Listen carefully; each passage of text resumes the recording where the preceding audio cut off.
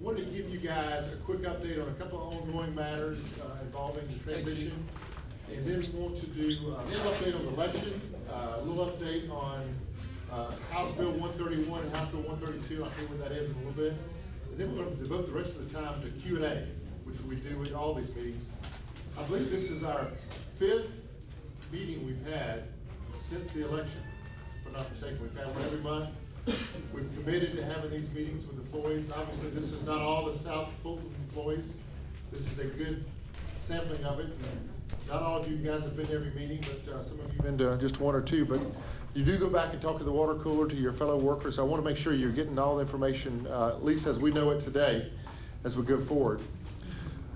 All right, so the first update is what happened last week, right? We had an election. So I want to talk, let's Jessica come up and give us a little bit of results from the election, which is, there were results, I guess nothing, no conclusions, right? And then we're going to talk about the IGA. So come up, Jessica, and she's going to give us a rundown of what happened last week. You can grab one of those if you want to. Okay. They're on. Push it in. All right. Push it in. Can you hear me?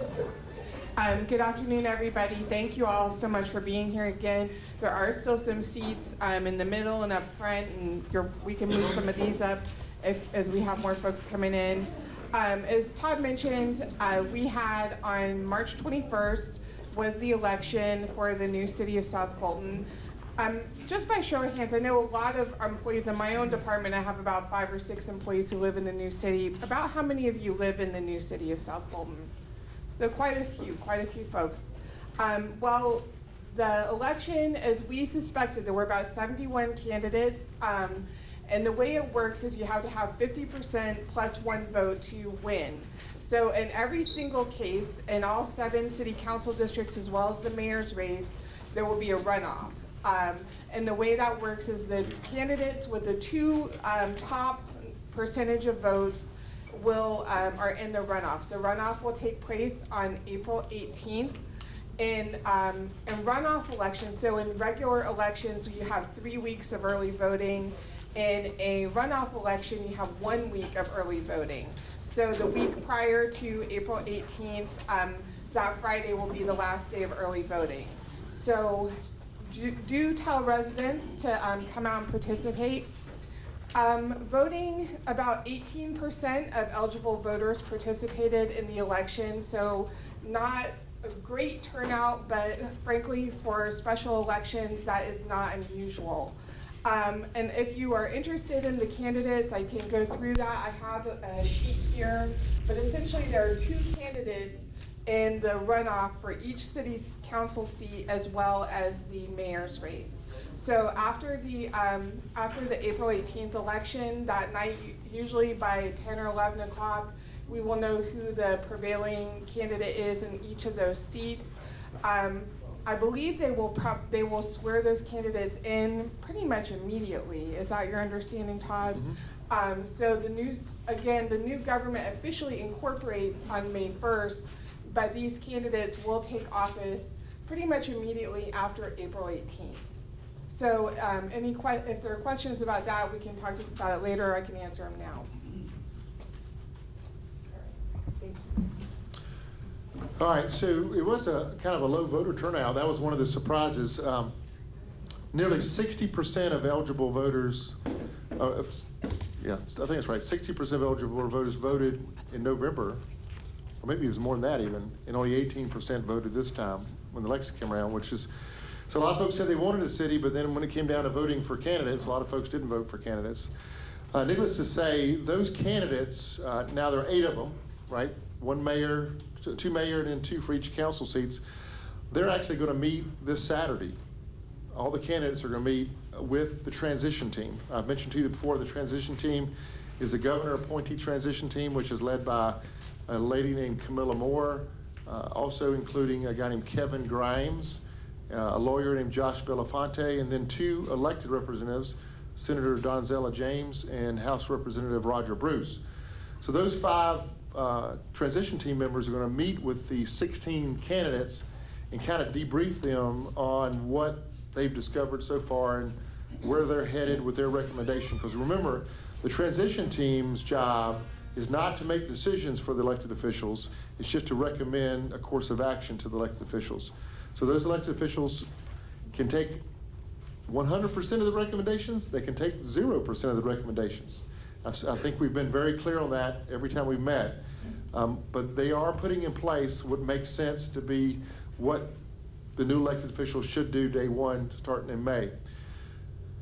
The county took the lead on developing an initial draft intergovernmental agreement with the city. So what we did, we assumed that we would be providing potentially service contracts in all service areas starting May 1st. So in other words, we assumed that the county would continue to provide fire service starting May 1st for a certain period of time at a monthly rate. So we've given them an intergovernmental agreement, we call it an IGA, and this IGA lays out, like in fire's case, what will fire provide for X dollars per month. And we threw it out there, we don't know how long, they'll come back and tell us how long they want to provide that service. In other words, how long do they want us to provide that service? It may be 6 months, maybe through the end of the calendar year, we don't know, all right? So the same thing applies to police, same thing applies to Parks and Rec, same thing applies to transportation or public works. Now, I will say this, and Randy knows this, there's been some talk about what low-hanging fruit can the new city take on board sooner than later. In other words, what can they take on as their staff sooner than later? Well, one of the smallest offices we have in the service district is what? Planning and zoning, right? Planning and development. So Randy Beck's shop is aware of this, and that may be one of the shops they potentially ask to bring on sooner than later. We don't know how that's going to turn out, obviously, but all of them, what we presented to them so far in the form of a draft agreement is that we provide these services at this dollar amount. And the services, let's remind ourselves again, fire, police, parks and recreation, planning and zoning, public works or transportation, 911, animal control. All right, so it's these other services too that you might not think of that we currently do by contract with other cities. We don't do, like animal control, you may not know, we provide that service to all the cities and they actually pay us a fee. Well, we, obviously South Fulton's fixing to be another city, so we'd have to we'll provide that service for a fee in that case as well. So we are meeting with the staff at Fulton County is going to meet with the transition team early next week to go over the provisions in the intergovernmental agreement. Also, not part of the agreement is this whole transfer of assets. Now, this building right here is what? It's part of a Parks and Rec facility, right? It's a recreation center. So the land this building falls on and the building itself, by Georgia code, eventually will go to the new city for $100 per acre. All right? It's a pretty good deal, isn't it? But you can think of it, right? The taxpayers of the Special Service District, SSD, have already paid for, y'all paid for these buildings and these things, so it's not a big a deal. Of course, this was built a long time ago, but most of the things in the SSD y'all have already paid for if you live here. And the code calls for parks and recreation to be $100 an acre, and fire stations get sold to the new city for $5,000 per station. Now, those are the buildings and the land. It doesn't say anything about the assets. So in other words, this table right here has a nominal value, right, of something. It was purchased with taxpayer money. That'll be transferred eventually over to the city as well. But it won't be, none of these items will be transferred to the city until they take over that service. All right, so as long as Chief Few here has a fire station that he's providing a service through a service contract to the city, that station is going to stay under Fulton County's ownership. All the axes, the fire hoses, the boots, the clothing, all that stays with the county until such time they say they're going to take it over, and then ultimately we don't have employees for Fulton County anymore doing fire. We have employees for the city of Fulton, city of South Fulton doing fire protection. All right, I'm going to say this again. We've said it. This will be at least the fourth or fifth time we said it.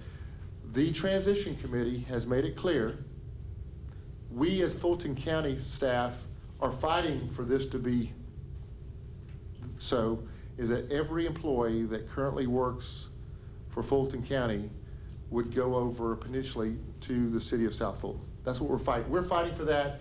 The transition committee claims to be fighting for that as well. Obviously, once again, transition committee does what? Recommend. They recommend. So we'll see what happens with elected officials, but that's the goal, obviously. And there have been no provisions for, you're not seeing these mass advertisements for new firemen or anything, right? So eventually I think they want that transition to be as smooth as possible. So we'll see what happens. But so, once again, we say this every time we get with you as well. You have an opportunity every day that you get out of bed and you step foot onto your job, right? That's your interview. You're interviewing for your job with the new city at some point. That's how you should look at it. And again, I think the heartburn with cityhood transitions in North Fulton that happened several years back was because they didn't like some of the service, and there's different dynamics. In this case, there's not been this avalanche of complaints. We want different service. We want new fire. We want new. I'm not hearing that. It's not so much the service. It was the cityhood really happened because of mostly to stop the annexations of the other cities. So I feel pretty comfortable with that. I can't tell you with a guaranteed straight face that's going to happen, but we will remind you that we are fighting, Dick Anderson and I and all the staff that's doing on our end. But you guys got to do your best job, put your best foot forward each and every day, because you're fixing to be a contractor in essence, right? You're working for Fulton County, but we're under contract with the city of South Fulton to provide a service. So if they don't like our service, ultimately they can get rid of our service, right? And we want to make sure that we do a good job and make sure they want us and want you as individuals to work for the new city. So that's at a broad stroke. Here it is. It's almost April. Come Saturday, it's April, right? So we had the 1 month in counting. So May 1st is the date that the new city starts. That'll be here before you know it. Like she said, the elected officials get elected officially on April the 18th, which means they can start taking action really after April 18th. There's some talk about having a big meeting on May 1st for the new city, but I think technically if you go back and read the code section, they can start making moves as early as April 18th. So be watching that. Be prepared to be flexible. You know, flexibility provides you the best possible option in the future. A lot of long-term employees in here, and we'll do some Q&A in a minute on that. Obviously, it's a big deal. All right.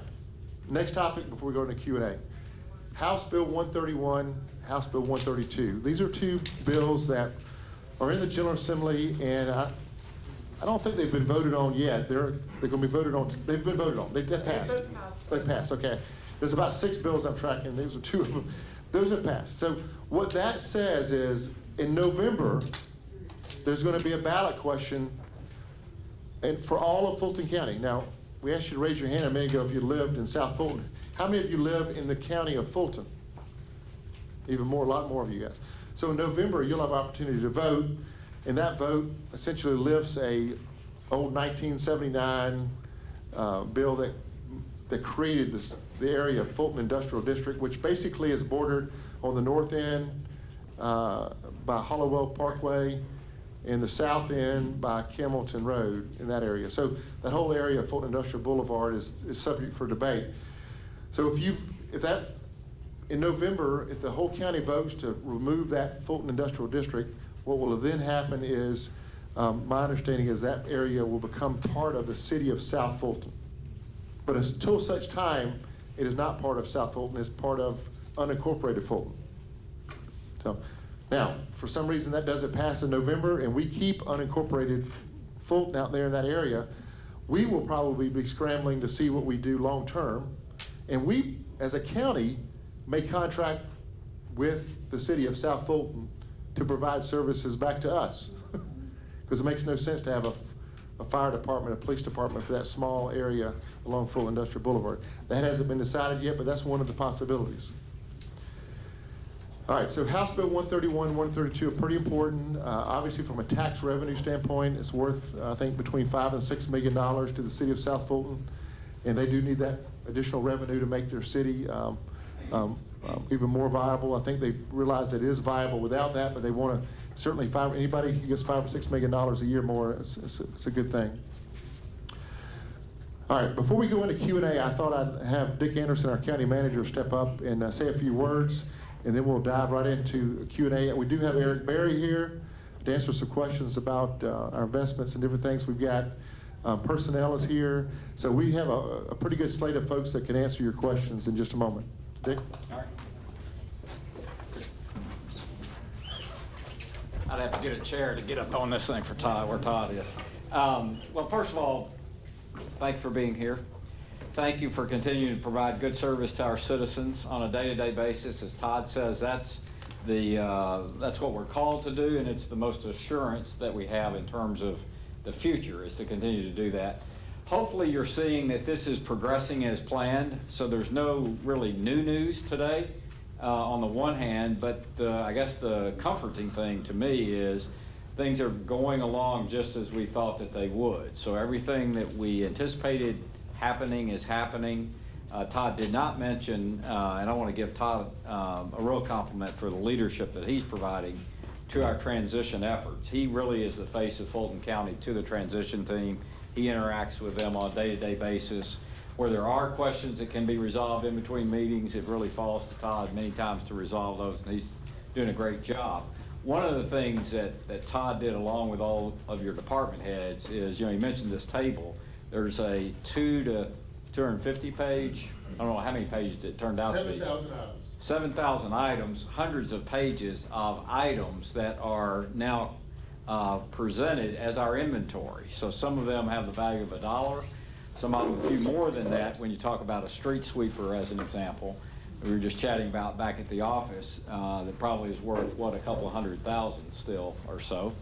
But all of those are available for purchase by the new city. So as they consider those purchases, they'll make their decisions. But think about what he said. None of those will really be available until such time that they're actually going to bring up their own fire department, police department, and the like. So that's probably months away from now. But nonetheless, we're, again, 1 or 2 more steps closer with now the runoffs and the officials being selected for that, 1 month away from the city being incorporated, and actually then having elected leaders. So now things are going to become more and more clear. So I think when we have probably the next one of these meetings, it will be even more informative, and then obviously the one after that even more so. So it's still, though, I think in this interim period, we want to continue to have these kind of meetings to communicate exactly what we know, which was what we promised that we would do. Plus, questions may have come up in the interim that are more personal to your own situation or more broadly. So any of those are good to go today, and that's why we're here. So that's the purpose and what the balance of the meeting will be about. Again, I just want to say thank you again for providing the service that you're providing, and want you to know that from our perspective, things are going according to plan. So there's nothing here that should be either alarming or concerning relative to some change that's occurred that we didn't anticipate. So Todd, I think we're ready for Q&A. Yeah. All right, so if you want to, for some reason, write your question down, you don't want to speak out loud to the microphone, just write it on a piece of paper you have and give it to Jessica. But Jessica's going to walk around the room, and I'm going to try to moderate the cute question time. But it can be on anything, obviously, from your benefit packages to any questions you have about the actual transition team or whatever you want to ask. We'll try to answer. If we can't answer your question, we will promise to get back with you in some form or fashion. And by the way, a lot of information about the transition team is on our Fulton County webpage, but now the City of South Fulton has a webpage. They've got maps and somewhat limited information, but it's City of South Fulton something, I forget what it is, but if you Google City of South Fulton, you may find their webpage they've put up in place. Yes, Jessica. I was just going to mention that we also have representatives here from personnel and finance along with the departments. Correct. All right, who's going to get to ask the first question? All right, go right ahead. Good afternoon, Mr. Long. A lot of the employees have said that they are not crystal clear on what types of benefits they carry out of here in the event of a RIF or to be terminated from employment. I know we've got the paper that says so many years in the DC plan. can the county not do something to bring that information a little better and a little clearer to the employees, even if it's getting a representative dedicated in personnel to take one-on-one meetings to answer the employees' questions, because the fact sheet we have is not clear to a lot of the employees, especially DC plan. Okay. All right, so you're, make sure I summarize this. The fact sheet we passed out in the past, now, I've not looked at the sheet we passed out today. Yeah, so we passed that out as well. So you're saying that's not clear enough, and you want somebody dedicated to personally talk one-on-one with folks? That way they're crystal clear. Can they carry their insurance benefits out from their hire date? Right. Because we have 65 at 15 years or 10 years? 10 Right. years. Yeah. So let's clear up one thing, though. I think that we will have maybe a possibility of some people going, potentially ending their job with Fulton and starting with the city of South Fulton May 1st, but it'll be a small group. The bulk of the people here today, particularly fire, will not, that I don't see that possibly happening at all. So we'll have more and more time to do this, but that is a very good request. I'm not sure, Ray, are you here to answer Hakeem's questions to a certain degree? But I think that's, we're glad to come out here and have a special meeting just with those individuals, if that would help. Yeah, Ray Turner Finance, I was just gonna say that. Certainly you can email Melissa Barnett, who is our employee benefit manager. And again, I've got that same 2-page, when do you qualify for ancillary. You've got folks in the defined benefit plan, If anyone needs that. the defined contribution plan. So again, this is a good start. If someone needs more information, absolutely contact Melissa Barnett in benefits in the finance department. Yeah. So what we'll do is that once we start meeting with the elected leaders come in a few weeks and they really nail that down, if we have some people that are actually going over this, we'll be nailing that down. And a lot of the questions we have and they're going to get answered in the next 30 to 60 days. This will be my thoughts. Brandon, you got a question? You good with me asking you one more question? Yeah, go ahead. What about the building repair requests that are pending for Fulton County? A lot of the stations are in poor condition. Right. And we have existing repair requests that have been ongoing for years. Can we get them done before cityhood starts? Well, let me tell you, we're on a budget. Our budget, we broke our budget down into essentially 12 months, right? So we said the first 4 months is what we're operating off of until May 1st. And just a reminder, the proceeds that we're operating under are reserves now, because ultimately the revenue will come in when the city of South Fulton actually taxes its residents. We'll have to get repaid for the first 4 months, and ultimately they'll have money for the rest of the year. But the pot of money for repairs to facilities is, I don't know what it is, $890,000 for the year, something close to that. So we broke that into the first 4 months. We had X number of dollars, and believe it or not, we've used just about every dime of that, is my understanding. And we've got a little bit more money left, and I think we're fixing the Welcome All pool today. Is that not right? It's getting prepared, hopefully opened up by tomorrow, because that camp's coming in. But we've actually got a lot of repairs pending over the amount of budget. Now, when you have a whole year, you can take care of some emergencies, and kind of fluctuate where you spend that money. But now that we've got this 4 months, we want to wait and get to the May 1st point, see what happens, and obviously after May, if we know the IGA is going to say we're keeping providing services for X number of months, then we will deal with that at the time. But we've got, I don't know, we've got any more pending requests than we have in the past. It seems like we always had a lot of pending requests, but we obviously there's a lot of need.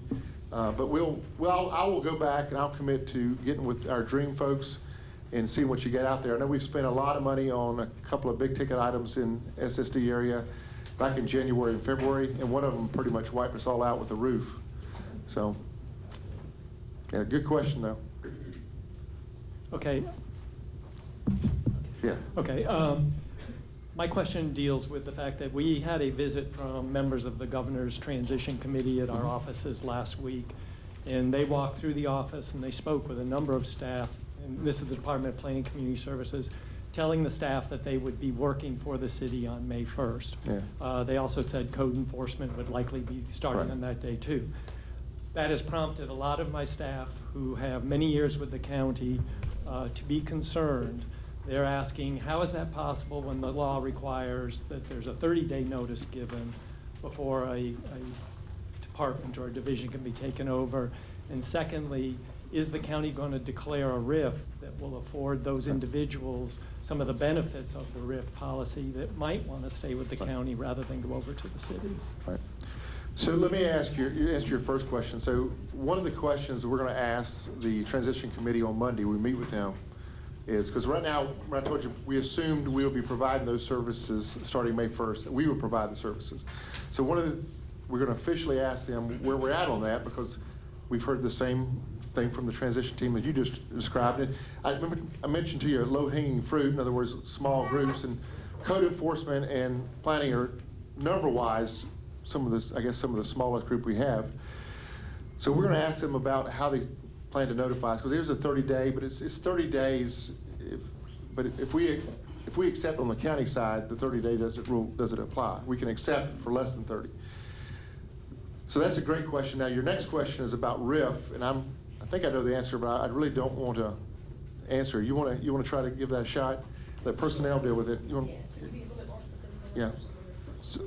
Well, the new RIF policy does provide some benefits, and I've gone through the RIF with staff in the past, and it does provide them some opportunities into positions in the county that may be available, that would be rapidly available. And with the time limitations that they're under, these are staff who have been here many years, have a lot invested in their time here at the county, and aren't interested in giving up their vacation leave and their sick leave and their seniority, if there's a possibility that they could find something or be placed in something at the county that would interest them. It also gives, the RIF policy adds time to the time where you can come back to the county. I think it extends it out to a year when you can come back in as an employee of Fulton County. And so they've looked at the policies and they're Right. asking me questions, and I told them I would ask the questions at this Okay. meeting. So yeah, we do have some changes in the RIF policy, the new policy.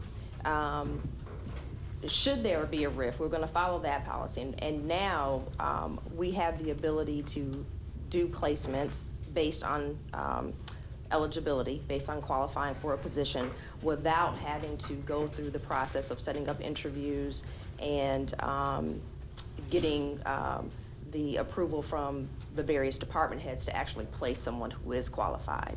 That has been changed in this new RIF policy, so we can make placements unless it is for a position that's within one of our constitutional officer departments. In that case, we would have to get some approval from those elected or appointed officials in order to do that. But outside of those departments, if you're qualified for positions, then we can, the personnel director has the authority to go ahead and make that placement. But the RIF has to be declared, and it's no longer declared by the board, it's now declared by the county manager. And actually, what we'll do is we'll look for the placements first, because the RIF itself is not going to take place unless we have a situation where we cannot place someone into a position. And I think Yeah. a lot of where these questions are coming from is the staff, having been with the county for many years, has been through many city creations, and each city creation has always led to a RIF, which has allowed placement of staff when we no longer need positions. And so they're asking that question now is with the clock ticking on some of them, very, very short time period, it's starting to become more real. Well, the good thing is that with the revisions that we've made to the RIF policy, it makes for a more efficient and faster process that we in the Human Resources Department has to go through. Because again, we don't have to get the approval for any of the positions that are under departments where the department heads report actually to the county manager, whereas in the past we did. So we don't have to set up the interviews, we can go ahead and do the placements. Yeah, so that makes for a faster process for getting individuals placed into positions, should that have to happen. Yeah, let's let's remind ourselves, so the transition team has not made that recommendation yet.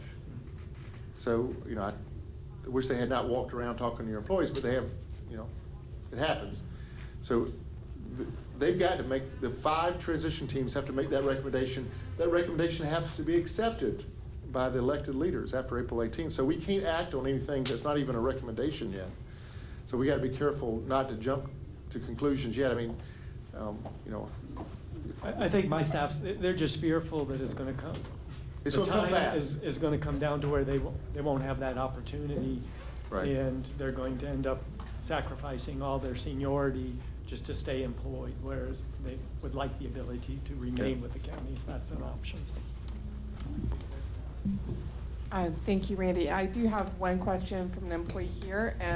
This person asked, how long must a current county employee under the new pension system, which I believe is a defined contribution system, have to work before they are eligible to take county health benefits with them when they retire?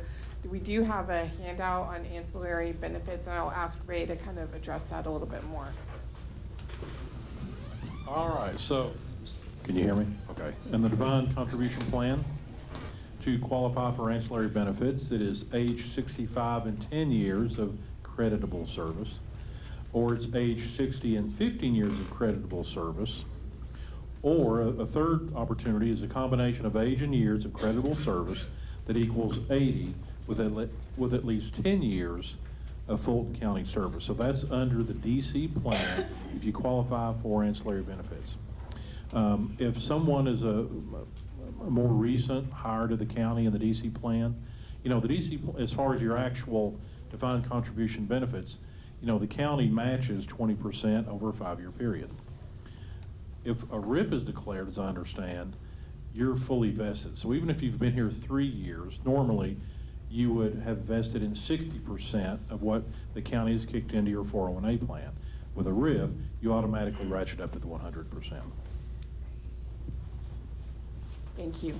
Any other questions? We can bring the mic around. My question is that if you are eligible to retire from the county and then get employed with the new city, is there a time frame that you have to submit your information in? Because I know in the past, I think, and I'm not sure, is it like 30 days or say for instance, if the city is going to take over May 1st and you eligible to retire from the county, can you retire on April 29th and then be hired with the new city on May 1st? Or do you have to put in your retirement information earlier than that? Yeah. So I think the answer, I'm not a specialist in this area, I think the answer is we're going to probably figure out a way to allow that. We've got to. But that's what happened with a lot of folks, right? They are eligible to retire. Day one, you know, one day they're Fulton County, they're retired, next day they're working for the city. Now there will be, outside of this potential with Randy's shop, right? There's gonna be a lot of lead time. Randy's shop and code enforcement. Are you in code enforcement? Okay. So code enforcement has close to 20 people, right? Correct. Is that right? And Randy, you've got about 10 or so, right? 12. So we got 32 employees that this will come to a head pretty soon. And, you know, for the folks in code enforcement, I see several in here, you know, when people walk around buildings looking at space, just so you know, don't get so excited. They looked at South Annex. They looked at the Attorney General's, not Attorney General, but District Attorney's space, which is down the street from FIB. They looked at other space available in South Fulton. There's not a whole lot. So they're looking at a lot of space, trying to figure out where to go. And if they do take on services like planning and code enforcement, we rent the building that Randy's in now. In fact, Randy negotiated. They will have to be a subleasee to us. So there's a lot of details that have to be worked out. But they're trying to figure out long-term, you know, when fire and police and all. So they're looking at a year and 2 years down the road on space. They've talked to the they've talked to the property owner, a guy named Flanagan that we rent from. It's Flanagan, right? And there's a big warehouse space, you know, behind code enforcement back there, behind the wall. They're looking at redoing that space for long-term. So they see this as a potential location for their city hall, long-term. So they're gonna be walking around the building. Don't be surprised to see that. They have not decided. There's obviously there's probably several other areas they'll look at besides that. There's just not a whole lot of places that you can move into that will be move-in ready in South Fulton without building something. And they know they can't build something. It'll be several years before they could ever have enough revenue to build a new city hall. Hey, Todd, Hey. from a code enforcement perspective, I know it's just talk right now, you guys can't control it because right now it's whatever the newly elected officials want in the transition team, but in terms of code enforcement, we're on the police department right now. The transition team would like to see us go back on the planning. But I just want to let some people know that I've talked to various people that are in the race for city council and mayor, and they're not so sure that they want to see code enforcement under planning rather than leaving us where we are. So a lot of those questions are unanswered, and I'm kind of addressing this to my staff because until the elected officials are put in place, nobody really knows what they want. You know, right now it's a recommendation that the transition team is putting together. It's not even a recommendation yet. Right. They haven't made their formal recommendation to the elected officials yet. Right, exactly. So what they're putting together is just proposals that they propose to give to the elected officials as a suggestion of how they want to operate services. So, Yeah, but it does apply. Every day you come to work is interview day, right? They're checking you out, but thank you for sharing that. You're right, I talked to a lot of elected officials. They call me and ask me questions, and I don't give them a whole lot of information, just whatever. But you can tell there's a lot of opinions about how things should be done that vary from one person to the next. So it's just so hard to predict what's going to happen. My other question was that since it is so hard for us to get downtown and come and meet with the pension people, is it possible to have someone come out to the South Fulton Service Center? I know we have some offices that's empty that can meet with everybody because it's just kind of hard for us to get downtown. Yeah, we can do that. Yeah. All right. Ray Turner says he can do that. Okay. Mark it down. That'll be in the minutes. We have one back here. Go ahead. All right.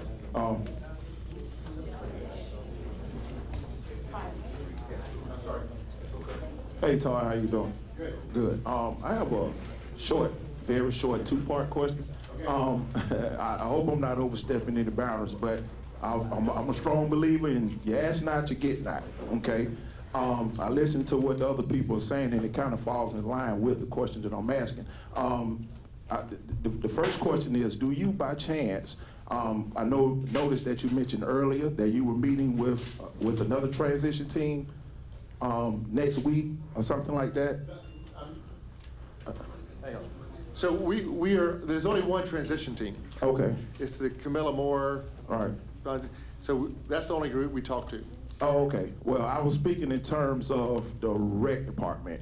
Do you have, I guess when you meet with them, do you have, I noticed that you said you had like a spreadsheet of all of the services that we actually provide? Well, we've got a spreadsheet of the assets. Okay. That you own.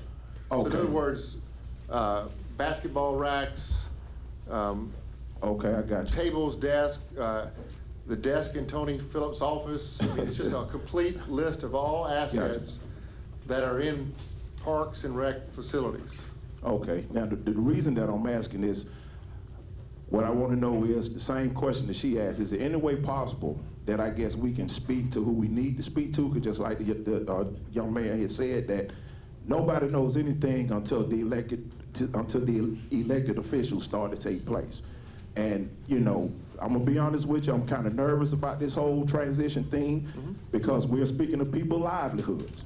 You understand? And the better way for me to speak on my behalf, you know, concerning my livelihood is that we would like to sit down, staff, direct staff, because you got about 17 employees that has over 35 years of vested, you know, in our programs. And we deal with over, I know myself, I probably raised over 80% of the people, of the children over a 20-year time frame just in the Sandtown community.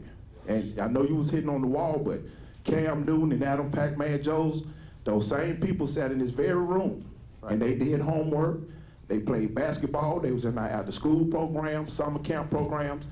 So, you know, we just want to know, is there any way possible that staff could sit down and kind of present, you know, all of the programs that we offer, you know what I'm saying? Because we're very passionate, and in our you know, roles, you either love to work with children or you don't. There's nothing in between. I wouldn't dare send my child to somebody who woke up saying, I just want to work with children today. So, you understand what I'm saying? Yeah, well, I do. I understand there's anxiety with a change, but I want to say this again. I mean, I've heard it at least a dozen times from the transition committee, from Camilla Moore, from Roger Bruce, and Dick, back me up with this. They say over and over, they want to hire every single individual that works for the county to come over to the city. So what you're saying is you're trying to fight for your job, but honestly, they're wanting to hire you. That's what they're telling us. All right? So that's the good part. And then the part B to that is, you know, they want to expand what you do. Now, I don't know, that's a budget issue for them. They want to, you know, on the police side, they want to add 50 more police. They want to add X number of firemen. They want to add services. So what you're saying, your experience, they don't want to throw it out the window. Now, once again, that's the transition committee. I don't, you know, the elected officials, you can talk to them all you want to because they're running for office, and you may know some of them if you live down here. You don't. But we're fighting on our side, and we're glad to hear when she says things like that. They want to hire everybody, but there's just, once again, I can't sit here and guarantee you that's what's going to happen. So you getting in front of the transition committee to talk about how good you're doing, I'm not sure that's even needed. They know you're doing it. They think you're doing a good job. So I don't know that you have to prove that, is what I'm saying. Does that make sense? Now, if, you know, you guys in general, if you want a spokesman for this, I'm about as non-political as it gets. I don't know any of the candidates. I didn't know them before, didn't know them afterwards. So I'm fighting for you guys as far as that goes. And I want you to know that. And you know, they know what the services you provide, and we're going to provide that on a monthly basis, a monthly contract, right? In other words, they're going to start paying us to provide Parks and Rec. And they'll see firsthand the kind of service they're getting for that. And they'll be looking hard. So your bigger anxiety should be making sure that you get everybody on your team to do a great job over the coming months when we're providing that service. So that for sure they want to take you down the road. That would be, it shouldn't be anxiety, it should be, this is a great opportunity. From a benefit standpoint, a lot of folks have many years in. I will tell you, once again, this is all just talking to the transition team. They're trying to match benefits almost exactly with the benefits we have today. They're talking to the same benefit providers. They're interviewed, as a matter of fact, they're interviewed with all the different providers we have, and I'm already talking to them and working out potential arrangements. So that's going to look and feel a lot of the same as you have today with the new city, I would think. And they got to be competitive, right? What if they were not competitive? And none of you wanted to go there, then they'd have to hire new. You talk about how hard that would be to start a city hiring new. It would be tough. So I want to give Eric Berry a moment or two to talk about some of the stuff he does with our finance, with our investments. So Eric, come on up. Thank you. Thank you for the, oh, you are tall. Thank you for the opportunity to just briefly say hello, good afternoon. And what I would like to just briefly say to you all is during this transition time, and in fact, every year that you are a participant in your DC 401A mandatory mass mutual retirement plan, definitely meet with Angela Hobbs, your representative, to discuss what your plan is doing, what it can provide, what type of income you would be eligible for, both now, 5, 10, 15 years down the road. And the same is true for your TIAA 457, your deferred compensation plan, if you are a participant in that voluntary plan as well. You should always meet with your financial plan providers on an annual basis just to get an idea of what you're looking at, both now and in the future. And if you need my contact information or Angela's information, I'll be here until we all let out. So that's what I wanted to say. Thank you. And I do have a question here from another employee, and this is in the old plan, in the defined benefit plan. This person is requesting a meeting for, specifically for the employees in the defined benefit plan. About how many folks here are in the so-called old plan, the defined benefit plan? So a number of folks in the room. So they're asking for a meeting just for those employees. Ray, can we work on setting that up too? And specifically want to talk about penalties and what penalties they might be facing. And especially for employees who have 20 years of experience. I think that plan ended in 1999 with new enrollees. I came about 4 months after that. I missed the gravy train. Just kidding. But so we could set up a meeting just for those employees. Is that? I'm just teasing, but.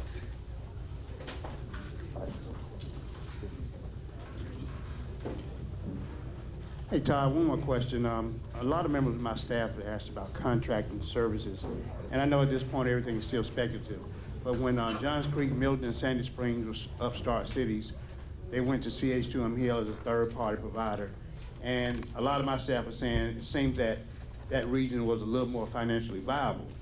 So has anyone mentioned the talk of possibly contracting out any services as we transition to the new city? In terms of the transition team that they mentioned. Right.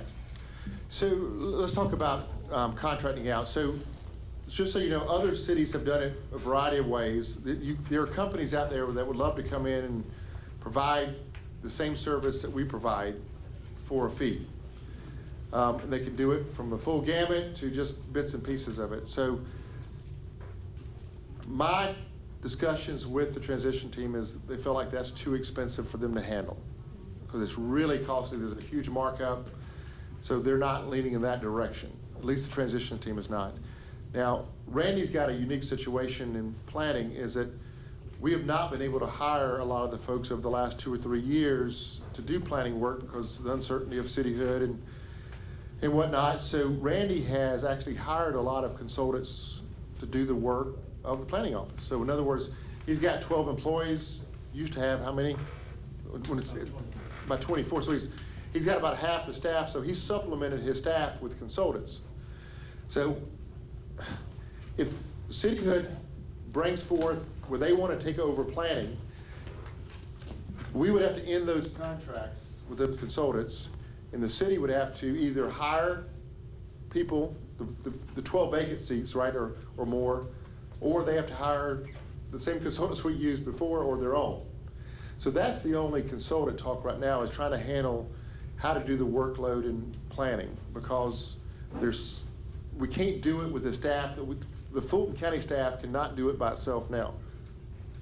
And I'll add to that, as part of the conversation they had when they were visiting us last week, was concerning one of those contracts, and their intention is not to renew that.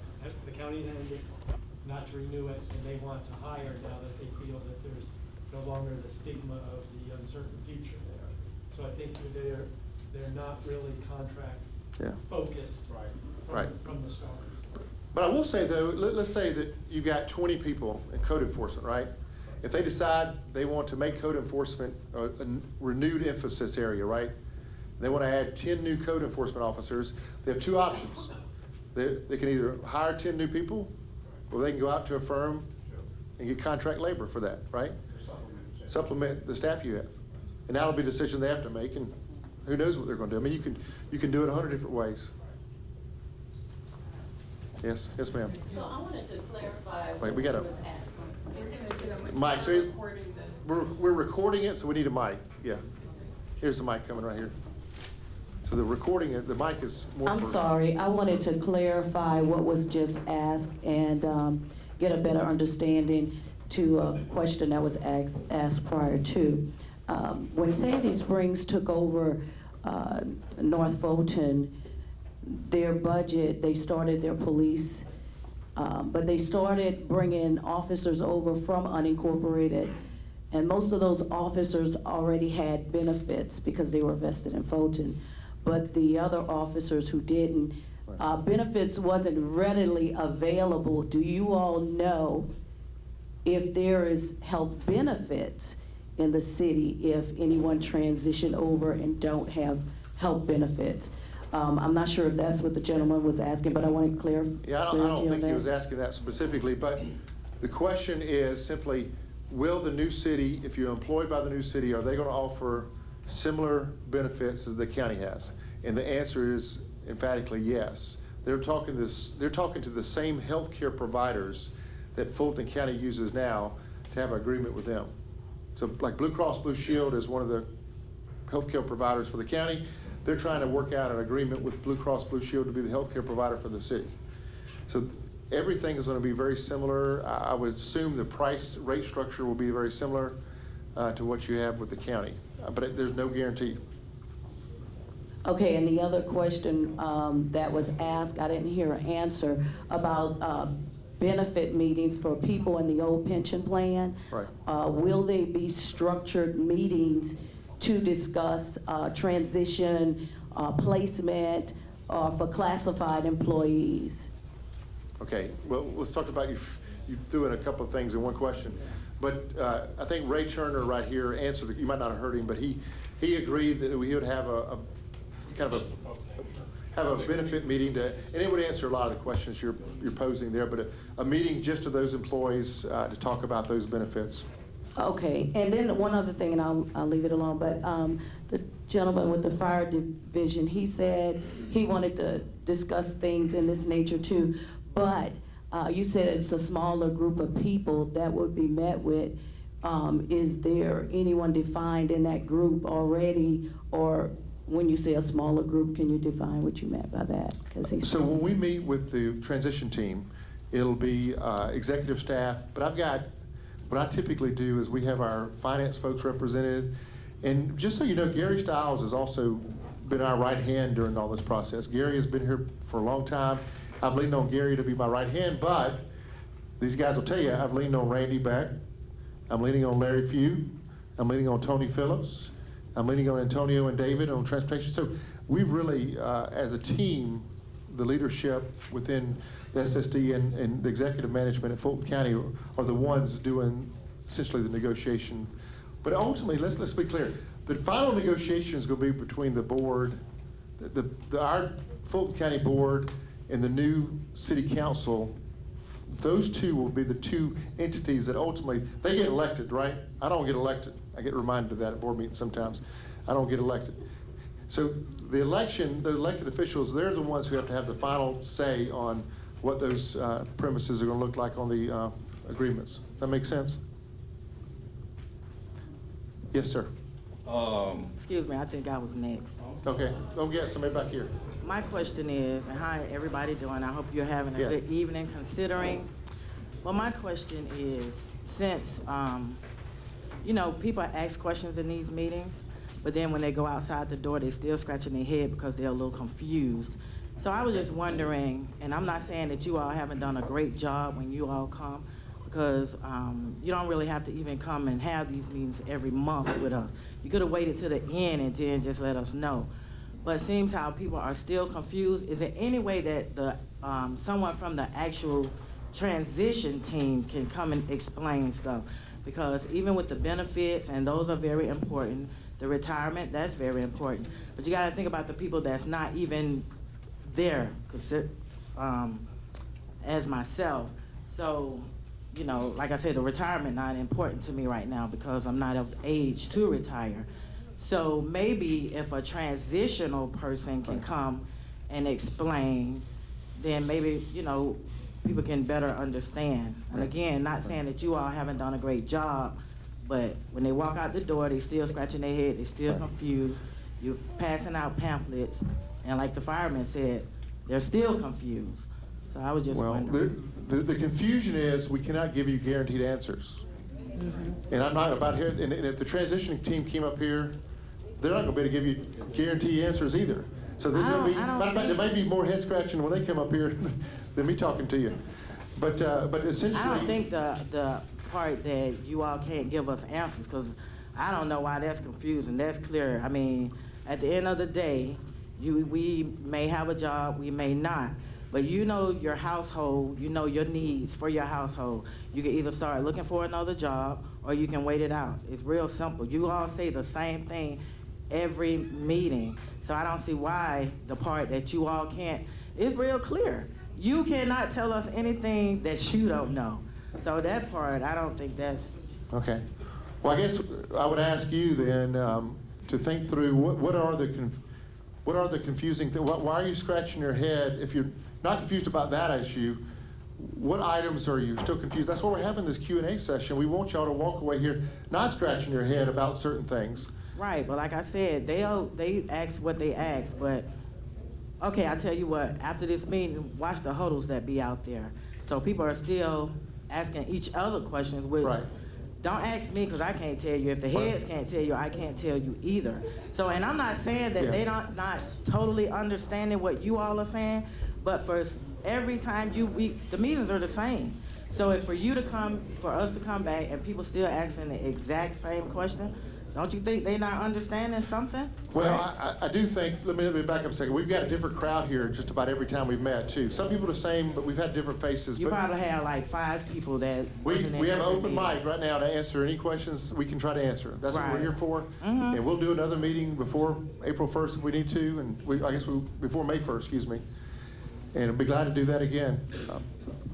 Hey, Todd, to help, just to let her know, Right. the transition team has held, they have their own meetings Yeah. at various places around the county. They just had one last week. So they are having their own right, it's an open meeting. You can Yeah. go as a citizen, and if you got a question to ask, you want to ask about, they have meetings at various places around the county. I think they had it at the church last week. They had one Tuesday night, they had one, Right, right? they had one Tuesday night. How many people were there? A couple of hundred people, right? Who know about that meeting that they have for the public? Well, they post them and they send emails out, but, yeah. All right. Yeah. Yeah, Right. hold on a second. We got a question right here. I want to go to you because he's been waiting too. Yeah. Listen up, guys. I think it's very black and white. I want to say you and Dick have been very transparent. My thing is, can you give me the names of the city's transition team again? And then I want to ask another question. The name of the team itself? Yes. All right, Camilla Moore. Mm-hmm. All right, Representative Roger Bruce. Senator James, Donzella James. Now, Roger Bruce and Donzella James have been really busy with the session. They finished tonight at midnight, right? So they're going to, I think both of them are committed to devoting a lot of time between now and May 1st. And a gentleman named Kevin Grimes, and Kevin is an accountant, got an accounting firm, so he's kind of been their go-to guy on finances. And the last guy's name is Josh Belafonte, and Josh has worked on one of these transitions before. He's a lawyer, so he's got a lot of history and perspective on this, and actually a pretty valuable board member. or Okay, so commissioner. now, as I understand, you got to have a mayor, and I think it's 7 or 8 councilmen. There's 6. no, Okay. no, there's one mayor and 7 council districts. Okay. Yes, so there are 8 total elected officials. Even though you have those 8, who would be representing the city's manager? So, the city, Because repeat to your my question. understanding, even though you have the 8 people in place, Right. they really can't do much without the city manager. All right, so just so you know, what he's talking about is in the bill that created the city, it created a city manager form of government, all right? Now, in a city manager form of government, the city manager becomes kind of the chief executive officer, in essence. It's not elected, that runs the day-to-day operations of the city. But the elected officials are still the ones that ultimately hold the purse strings. They approve the budget, they approve everything. In fact, the city manager works for and reports directly to the council and mayor. Now, just so you know, they are actively putting out feelers trying to find a city manager. They talked about trying to find an interim. They're looking for a permanent. So that is something that you can ask the transition team, but they are looking for a city manager. But to say they can't do anything with a city manager, that's probably not necessarily true. They can do whatever they want to without a city manager. But in essence, the elected officials can, right? Come April 18th, when they're on board, if they want to make a decision, they can make a decision without a city manager. Isn't that right, guys? Jessica, I'm not thinking, I think I'm in I line thought there. the one had to be in place unless, Well, we got a county manager in the room, and I think he would tell you that if something happened today and he was not here tomorrow, they can still do things without a county manager, right? so the 8 people, I guess they had to vote on it to pass it. Right. Any proposals or ideas That's coming correct. down? The intergovernmental agreement, the IGA we keep referring to, will have to be signed, it'll be signed by the mayor with the council's approval. And on that RIF thing, I know you said it's just an ideal proposal, but was that just for the lower level, or would it be across the board for everybody in the room, even though it's just an ideal?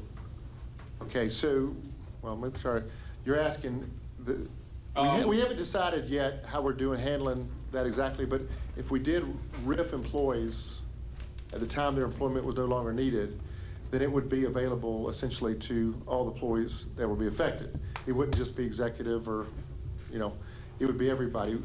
But, right now we still haven't decided exactly how we're gonna deal with that. Obviously, we don't have a formal proposal from the city yet saying that they need to happen. Right.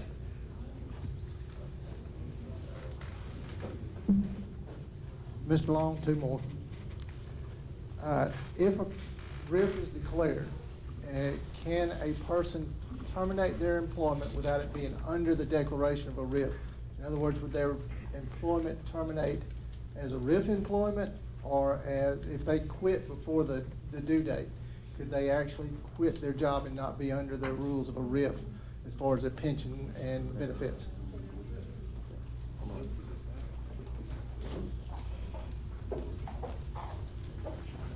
So if you were to resign prior to the effective date of a RIF, then that would be just considered a resignation.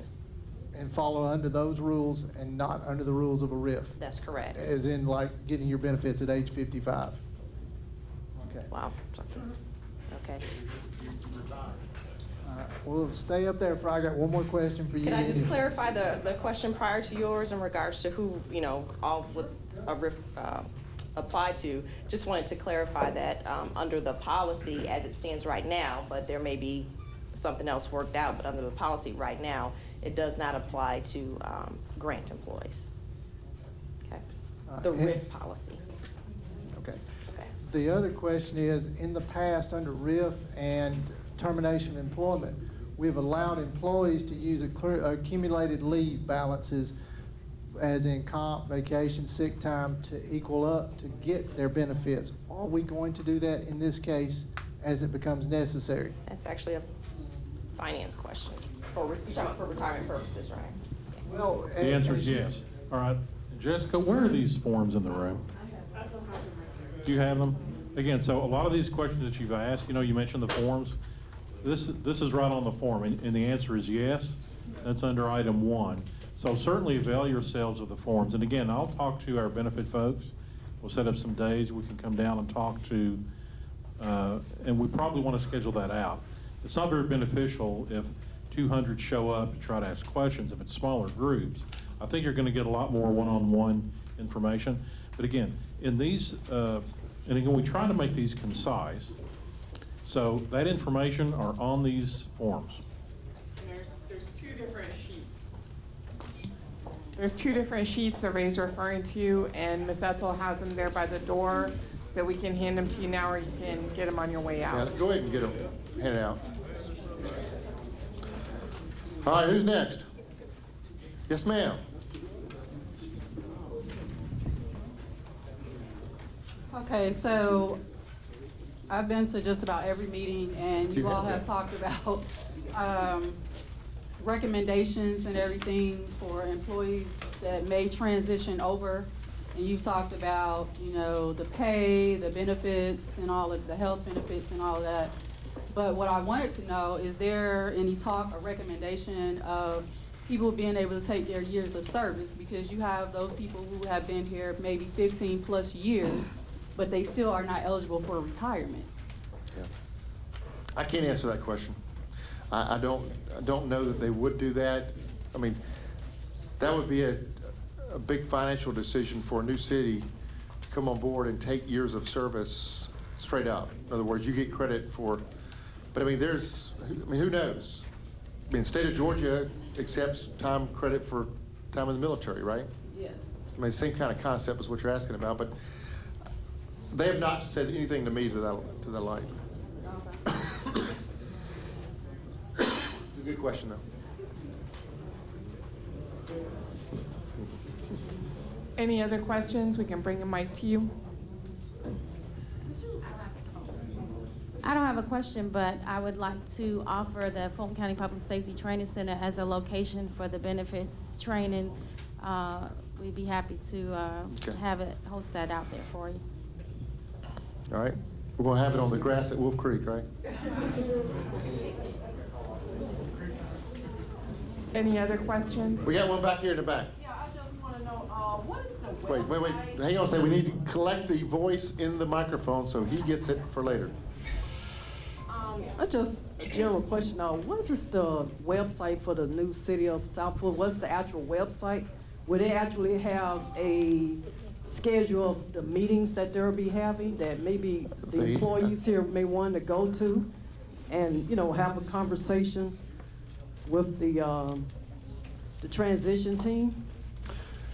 All right, so their website has posted some information. I don't think it has a lot on there, but it's got some maps and some basic information. It's got a copy of the bill, but the website is a little bit strange. It's City of South Fulton, AS. City of South Fulton .wixsite.com. Yeah, it's a company that makes these websites. So read that again so she can write it down. City of South Fulton .wixsite.com. And their next meeting is April the 11th. They do not have a location yet, so you can check that website. And Todd mentioned earlier that we have a county transition site, which you can, if you go to fultoncountygA.gov, on the right-hand side of the website, there's a link there. And we have a link back to the City of South Fulton site and a lot of other information as well. I just have a quick question. Some of the employees that are involved, that's in the union, how does the union plays into what's going on? Well, from a standpoint of a union, the new City of South Fulton will have to decide and work with that issue because there's not a union right now because there's not a City of South Fulton yet. So it probably has little to no bearing at all as far as the new city, unless those employees unionize.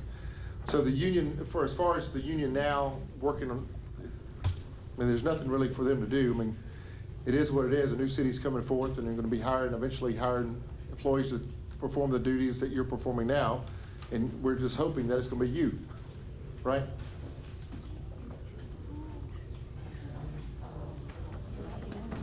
Right? Yes, sir. How long will the county provide or enter into a contract with a new city to provide service, i.e. police, fire? Will it be a monthly, 6 months, year? Yeah, so he's asked, I think, to me, one of the most important questions of all is how long are these agreements going to be for? And, as we started talking through this, and Chief Yu and Daryl, others, I think we want to have a pretty lengthy time, whether it's 6 months to a year, to the end of the year or something. We'd like to have a set aside time. Right now, I'm being told that they're going to put it out sometime through the fall is what the transition team wants to carry this from May 1st to sometime in the fall. And I won't give you an exact date, but our proposal carries it on a monthly basis for a certain period of time, but we don't propose in our intergovernmental agreement we sent to them how long.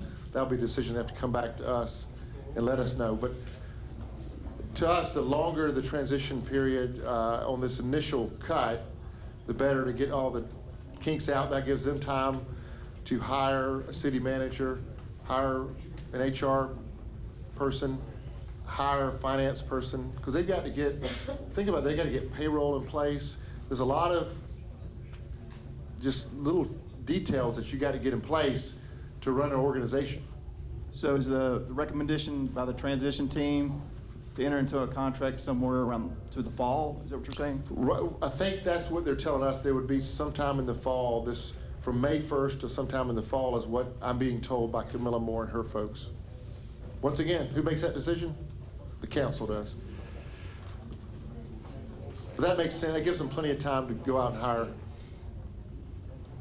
and get software in place, you name it. There's a lot that goes with it. I'm not seeing any more hands.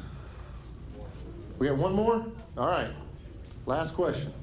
I don't know the legalities concerning this right here, or when a new city comes in, the HR, are they able to go in and actually look at employees' files?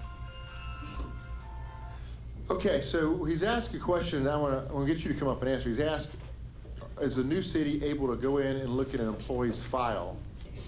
Now, we are giving them information about salary and all those kind of things, but the question is about personnel files. Okay, so right now, anybody can actually look at the file if you submit an Open Records Act request. They can do it that way and have access to the file.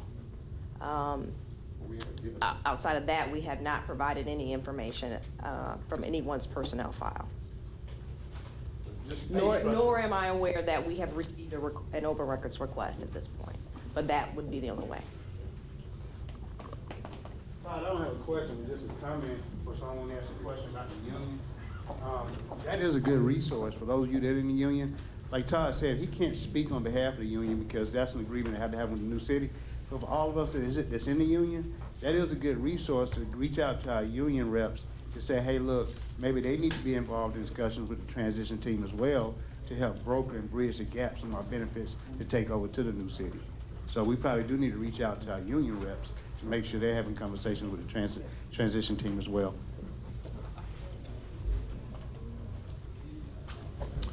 All right.